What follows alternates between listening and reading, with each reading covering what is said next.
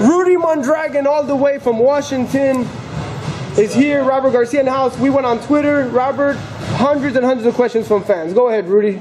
So Dine55 says, Garcia boxing, how long would you like to box? How long would I like Maybe to box? how long would you like to train? Well, because I boxed professionally for 9 years. And as a trainer, I could do it, I could do it till I'm 60, 70. There's trainers that are that age and still doing a good job. All right, Jesse Perez says, what's up, Ellie and Robert? What happened to Irving Garcia fights and Blanco? Okay, Irvin is training every day. He's actually got a fight coming up in August. I'm not exactly sure, but I think it'll be August 7th or 9th, one of those days. I'm not very sure, but it's in August. And Blanco went back to Venezuela. He just he just got homesick and went back home. And I haven't even heard from him. I don't even know if he's fighting or not, but he went back home.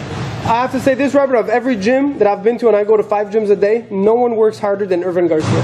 Fight or no fight, he works 8 hours a day. Because he gets here at 10 in the morning, he spends like 3 hours training, then he goes back home, comes back at 3 or 4, and trains for another 3 or 4 hours every day. You gotta admire his dedication. Every day. Yugal Katri says, what's your thoughts on Anderson Silva getting knocked out? Every fighter should respect their opponent. I don't follow MMA, but everybody was talking about it, so I kind of seen a video on YouTube, I think it was, and he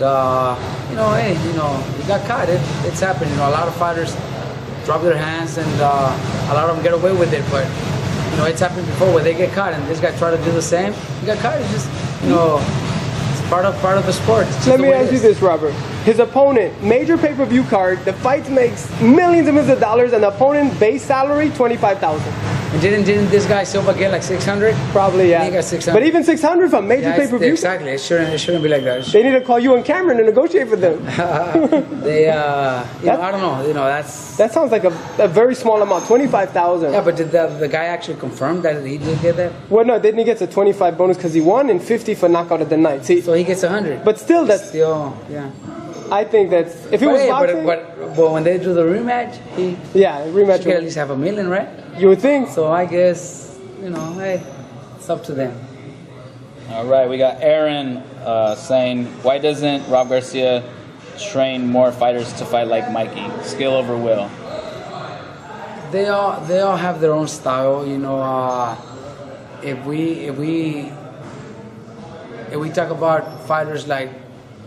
When I first started getting recognition was when I got Margarito. I didn't make Margarito. Margarito was already Margarito when he came to me.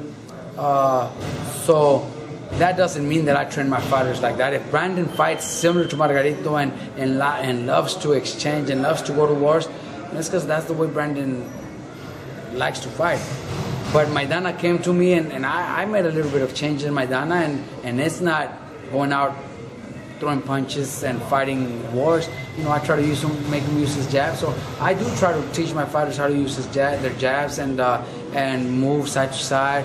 But it's just that Margarito fights like that, the Mexican Russian fights like that, Brandon fights like that. So that's maybe the reputation I get. But I do train my fighters to use a jab and fight in and out, like Mikey does, like Nonito does. Mikey won a title. Mexican Russian won a title. Nonito won a title. Brandon won a title. Maidana on the way to winning a title, so how could they argue? Okay, no, and let's go back a few years back. Stevie Luevano was never a brawler. Stevie Luevano was such a smart fighter. He won his title, defended his title 5 times, and lost in his 6th title defense against Juanma Lopez. Okay, he lost against one of the top fighters at that moment, but he wasn't a brawler either. He was always very smart, very cautious, fought smart.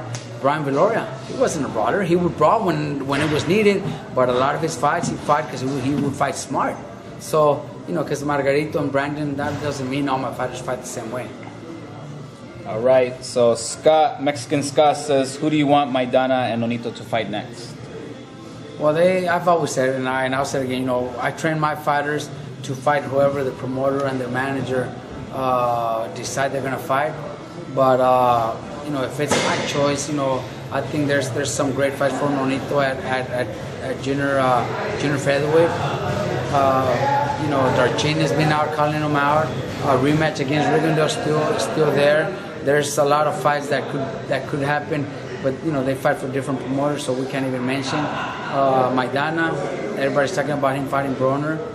I don't know if that's going to happen, but there's also, they're talking about Lucas Matisse. They're talking about, fights like, Danny Garcia, stuff like that. So it's up to Sebastian Contursi, who manages Maidana, to make those decisions. And when it comes to Nonito, it's up to Cameron Duncan. All right, Aaron, Life is a Sport says, and who is he using in sparring to emulate Manny for Rios? Or planning to use? Right now we still don't have any sparring partners. We still don't have anybody in mind. We're gonna talk it over with the whole team. Cameron Duncan, Top Rank, so we could bring in the best out there. But we're still 5 months away from the fight, so we still have plenty of time. That's a good question from Iffy. As I know they won't fight because of promotions, but Amir Khan versus Rios, what would happen? Amir Khan's a great fighter. He's known. He's another one of the fighters. My fighters are known to be brawlers and exchange punches and this and that. And that's the reputation we got. Amir's known for not having a chin, but he's actually had great fights. He's beat some of the best fighters out there. There's that time where he got knocked out against Danny Garcia, but that don't necessarily mean because Danny Garcia is better than him. I honestly think that Amir Khan's better than Danny Garcia. He just got caught, and it's part of boxing. It just happens.